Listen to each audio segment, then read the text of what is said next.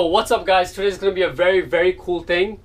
My manager has recently hit me up through an email that the life insurance company is expanding. They are expanding their office here in New Rochelle. They're also moving up in New York, opening a new office there. So who else better to hit up than me, a person who has attended college right next to their office, and just basically asked me to write a 300 to short article explaining my experience with them in a positive way and post it up in the campus or in the OCA, so people who are leaving college can put their company, put Nilico in their list of things to try as a job career.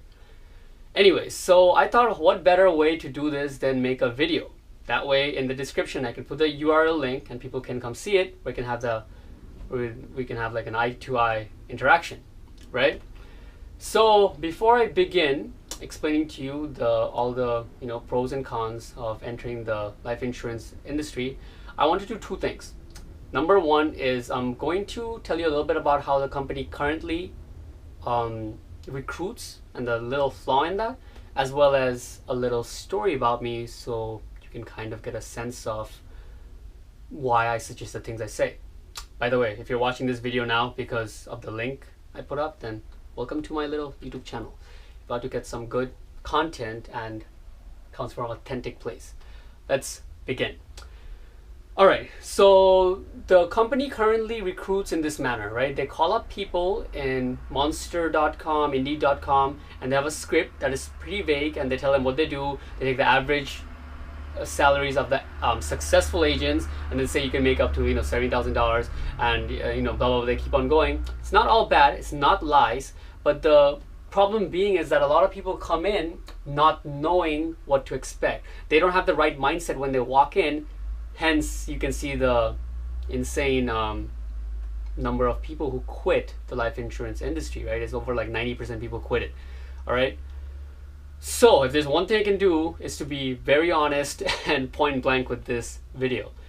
All right, having that said, let's carry on with this story. My name is Shiba Chaudhary. I live in New Rochelle, New York. All right, let's cut it shorter. About 2 years ago, I got my green card, so I started looking for employment, right? The first job I got was T-Mobile. It's a very easy job to get for me because I was always buying phones there. The person and I were from the same country, so he hired me. It's a good job. A lot of people told me it's a very good place to be as your first job because they have commission plus hourly rate, right?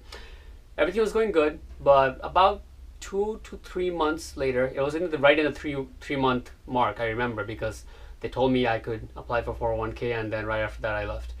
I had to quit. Not because anything with the job, not because the manager was a dick or anything, but because I was just getting very depressed being there due to the books I was reading. I know, it's a little weird. Due to the books I was reading, I was just tearing myself apart going to that every day because it wasn't making sense. If you're wondering the type of books I was reading, you can just Google top 10 all-time bestsellers on success and you'll pretty much have my list down there. And I saw that whether it was Think and Grow Rich with Napoleon Hill, Tim Ferriss, 4 Hour Week, whatever it was, it just did not resonate with what I was working day to day, right? So I started researching like anybody else would. What are paths I can take? I understood that slowly. I got to realize that starting my own business on the side even was one of the best things I could do. But at that time, I didn't have that kind of courage, and I didn't have that kind of even money to start off because I was almost going broke just living here, right? So I came to realize one thing that I want to share right before I start, and that is this. If you're somebody who didn't get a big ass trust fund from your parents, or you didn't enter attend an Ivy League school along with shit ton of dad's connections in all types of industries, your best bet is going to be in a place where performance is valued. You want to be in the ring where there's no more, oh Sally, you got referred by boss's cousin, so you should be this, you should get this perk, or Bob, you've been here showing up for 5 years, so you should get the manager role. You want to be somewhere where none of those bullshit is there. You just want to be somewhere where it's very straightforward. What you bring to the table what you can execute on a day-to-day basis, weekly basis, on a monthly basis, and it'll be a direct correlation to what you get compensated. Got that? All right, let's move on now. I had that really ingrained in my head, and I started to realize how sales really does rule the world. And I just jumped on the first sales job that I could get. That was my second job. Or I don't really count it because I was only there for like a week and a half. And that was Quill.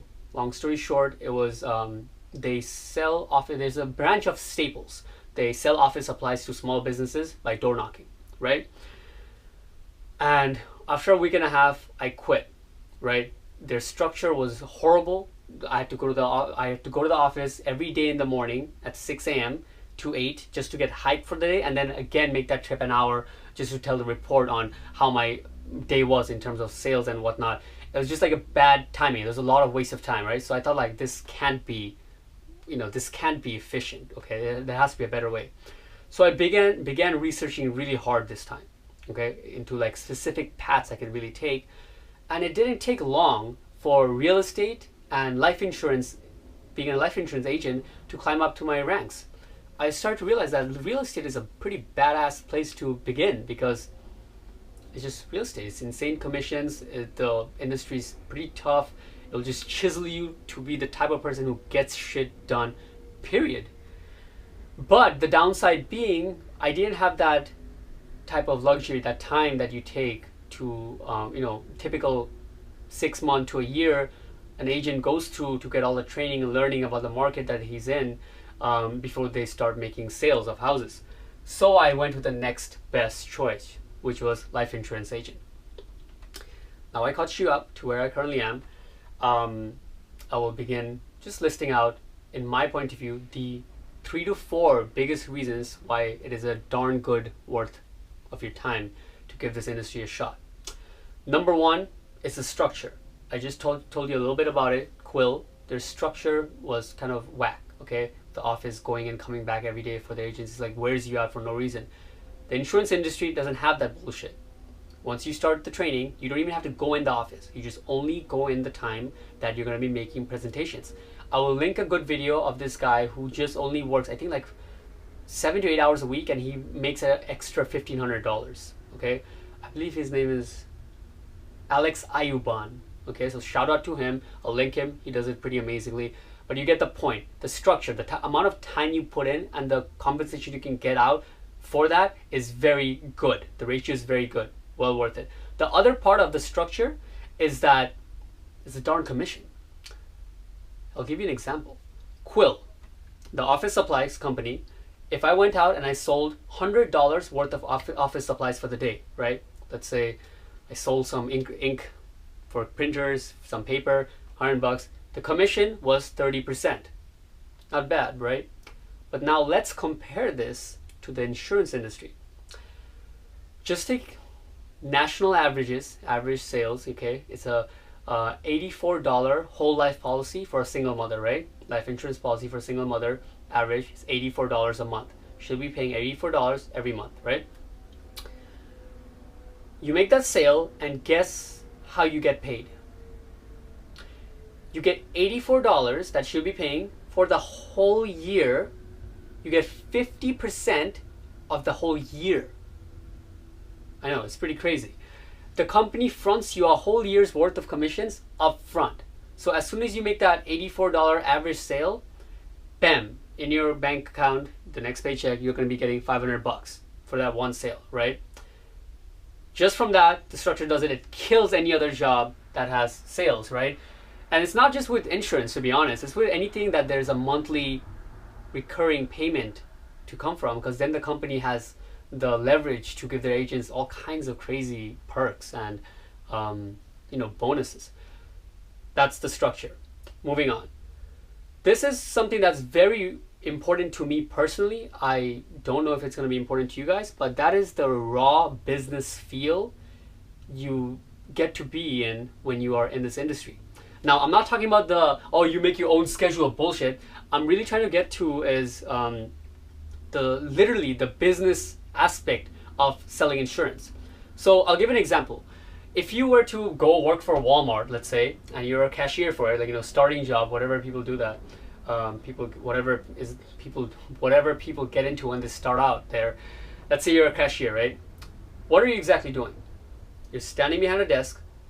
People are coming bringing items, and you go deet, and then fucking machine tells you how much money to give back, and then you give it back. You have no idea of how the business became this big. It doesn't tell you any forms of managerial structures, nothing. You're just like a little. That's all your world is about.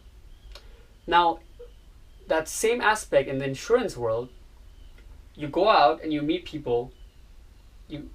You're basically, you're representing the product, you're representing the service for which the company exists in the first place. So you're in a very important part.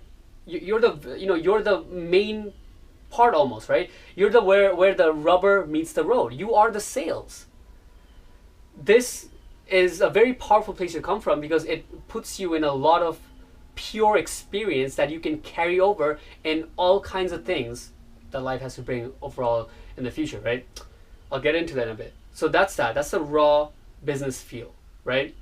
In fact, in the future, if you want to start your own business or wherever you go up, you're going to need most of these skills, right? You just replace the product and you stop selling your own product that you have. You have all those skills down now. You don't have social anxiety because you're used to talking to people every day. You don't have problem managing people because you dealt with it already. All these skills that you learn is transferable in many of life's great things, right? In great things, aka starting businesses, startups, your own adventures, things like that, right? All these raw skills, not beeping something in and getting paid for it. Not bashing on 9-to-5 workers, but just comparing it. All right, so that's that. I hope you understand. I hope I was able to elaborate that feel because it's a very important one for me.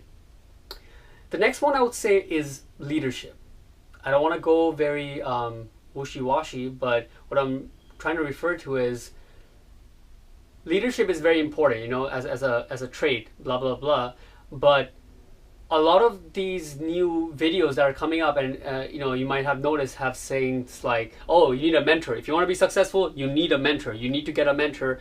And it's what the books have been talking about for decades. It's all true.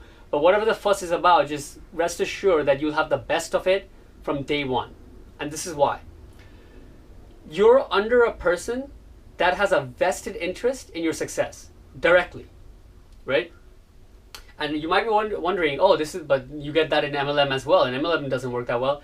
This is different because in MLM, in network marketing, the person is always, person above you is always recruiting. The main source of money is recruiting things and recruiting people, and then they teach you to just recruit, give you a little handbook, and then you go off on your way. Here, your manager is almost like your freaking girlfriend in a good way. They're working with you day in and day out to make you a better salesman. Now, if we just stopped here, the video, you just think about it, where you get to be a part of the main part of this crazy commission structure, and they'll get you training one-on-one on a daily basis of how to be a better salesman. That's good enough. It should be good enough in of itself, especially if you're like just getting out of college. But let's move on. We actually have the option to record every presentation that we do and then send it to our manager, and they'll email us back saying what we could have done different. And that goes a long way. When you just did a presentation, you know exactly that scenario. It's not an example you're seeing online or reading in a book. This is what you did, and they could tell you you could do better here and there. It helps you. You improve a lot faster, right? So leadership isn't that. You get taken behind somebody's wing who has done what you need to do, and you just get that from day one, right? That. And the last thing, second last I would say, is something that nobody talks about, is a tax evasion. Now, did you know that when you become a life insurance agent, you barely have to pay any taxes? All legally, right? I think this is also true for all 1099 workers, but basically what happens is you can write off pretty much anything. I can write off my rent, my phone because I use it to call clients, my car because I use it to drive it to clients' houses, the food I eat if it's with clients, everything I can write off as business expenses. And if I do it with enough ninja-ness, I can even get back more money than was taken out in total, all legally. See, that's why I'm putting in a video, otherwise I wouldn't. All right, the last thing I would say as a whole is just the damn experience. What are you doing as a life insurance agent? You're sitting down with people, families, mothers, fathers, on a daily basis and going over what they have put for them in the future, what they have for their kids, what savings, retirement funds, all these things. And this is just priceless, especially for young adults, because you're getting to see in front of you people talking about their regrets, mourning, in front of you, telling you what they did well and how it ended up. You can see the result, their house, what they act like. And you get this feel and you start to see patterns of how to live your life better, right? It's really a priceless experience. So guys, I hope that makes sense and you followed.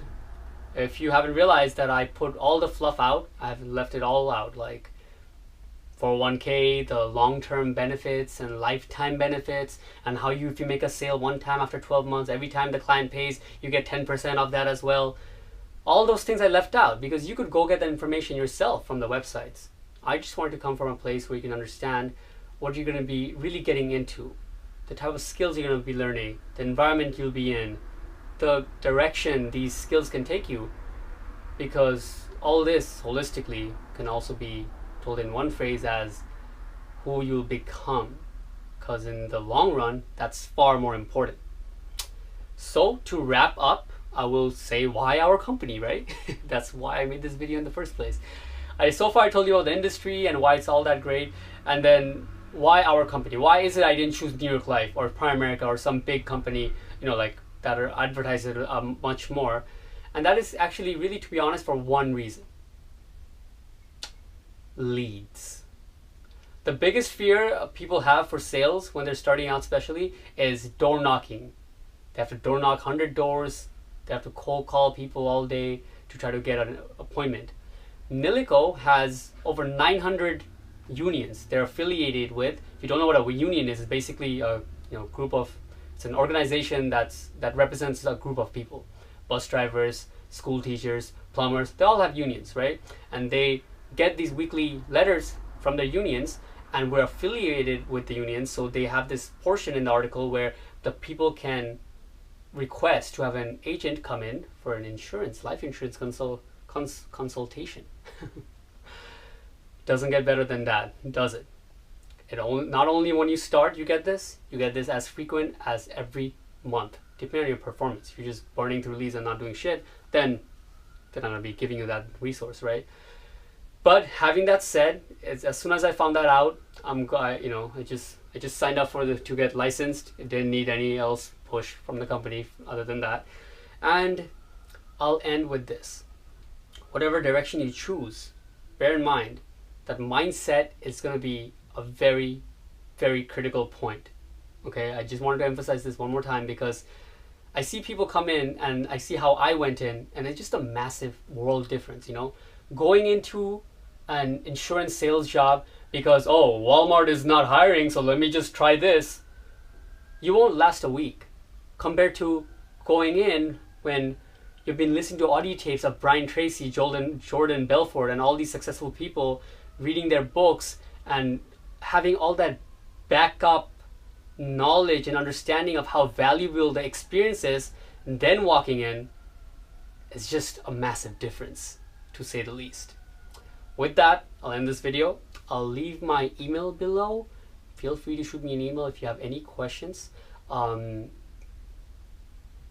If you're interested, give me a call, and shoot me an email or message me even in YouTube, and I will set up a time where I can see you, and I'll give you an in-depth, even with my tools that I have of how it's gonna go on and all those good stuff, right? So hope you guys enjoyed that video, and if you join the company and then you find that I haven't kept my end of the terms, I'll keep this video up where you can come back and find me. I guarantee that won't happen because this is as raw as it gets. Peace.